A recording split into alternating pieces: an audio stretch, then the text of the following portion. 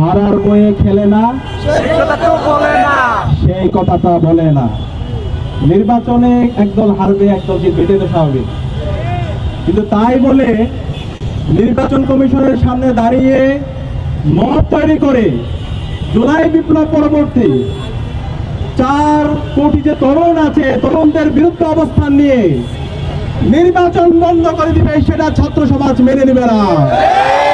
বাংলাদেশ জাতীয়তাবাদী ছাত্র দল গত 16 বছরে যারা আমাদের সাথে একই সাথে ফেসিবাদ বিরোধী আন্দোলন করেছে, গণতন্ত্রের জন্য আন্দোলন করেছে, বাংলাদেশের মানুষের ভোটাধিকার নিশ্চিত করার জন্য আন্দোলন করেছে, সেই দল বাংলাদেশের তরুণদের, ছাত্র সমাজের প্রাণের দাবি ছাত্র সংসদ বন্ধ করার জন্য তারা আজকে নির্বাচন কমিশনের সামনে দাঁড়িয়ে মব ভায়োলেন্স তৈরি করছে।